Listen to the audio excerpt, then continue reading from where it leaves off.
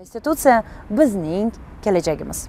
расонаҳои давлатии Ӯзбекистон рӯзи 15 март таҳрири нави қонуни асосиро нашр карданд, ки онро парлумони кишвар ба тасвиб расонидааст.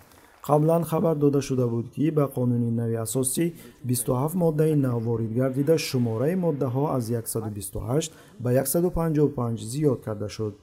дар моддаи 106 таҳрири нави сарқонун тамдиди муҳлати президентӣ аз 5 то 7 сол пешбинӣ шудааст. дар баробари ин қоидае, ки як нафар наметавонад бештар аз 2 муҳлат пай дар пай президент бошад, нигоҳ дошта шудааст.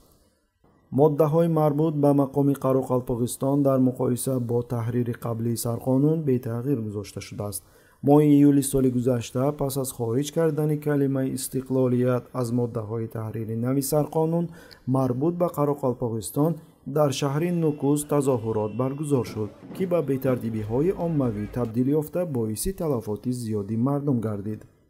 рӯзи 30 апрел дар Ӯзбекистон райпурсии умумии халқӣ оид ба қабули сарқонун дар назар аст. теъдоде аз афроди маъруф аллакай наворҳоеро зери хештаги бефарқ эмасман нашр карда, мардуми Ӯзбекистонро даъват доранд, ки тағйироти конститутсиониро дастгирӣ кунанд.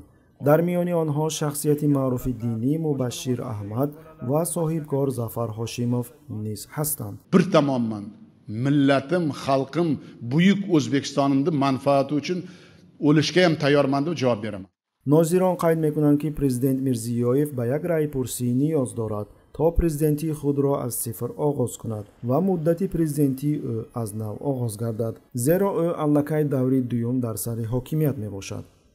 ёдовар мешавем, ки сифр кардани муддатҳои президентӣ як роҳи маъмулӣ барои диктатурҳо боқӣ мемонад, ки онро дар диктатураҳои Африқо, Амрикои Лотинӣ ва Иттиҳоди давлатҳои мустақил мушоҳида карда мешавад. дар замони худ Александр Лукашенко, Владимир Путин, Эмомалӣ Раҳмон, Нурсултон Назарбоев ва ҳатто собиқ президенти Ӯзбекистон Ислом Каримов низ муҳлати президентии худро бо чунин роҳ сифр карда буданд. zamonga moslashtirib uni